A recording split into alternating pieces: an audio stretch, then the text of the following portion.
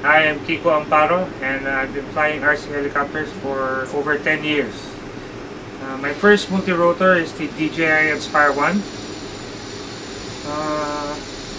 For the past years, meron akong JR Vibe, meron akong JR, kakabili ko rin lang ng JR Forza 450, tsaka yung JR 550. Sa multi-rotor, isa lang yung DJI Inspire 1. Sa helicopter side dito sa RC Victory, tinuruan nila ako how to fly helicopter, yung basic ng orientation, tail in, tail out, nose in, nose out, lahat.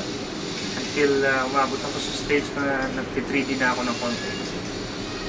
Tapos, lagi ako dito kasi kilala ko yung mga tao, magaan sa magaan ng service nila. So far, yun ang maganda dito. Maraming items na interesting.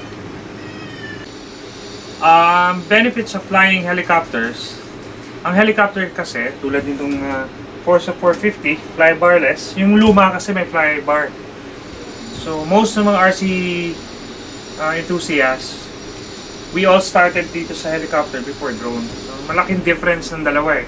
Hindi porke nagdo-drone ka, pwede ka na mag-helicopter.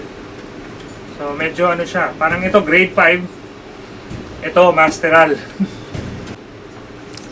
So, yung difference itong dalawa, ito kasi, ang tawag ko dito sa mga multi-rotor is flying tripod. So, talagang may GPS siya, nag-hold siya, kahit saan mo gusto pumunta, bitaw mo yung controls, tumitinod na siya. Unlike helicopters, nandito talaga yung thrill ng pagiging RC flyer sa helicopter kasi wala siyang GPS, wala siyang auto balance, gyro lang to keep the tail, preventing the tail from moving. So, I suggest, kung gusto niyo ng thrill, kumuha kayo ng Forza 450, may combo naman sila dito sa RC Victory.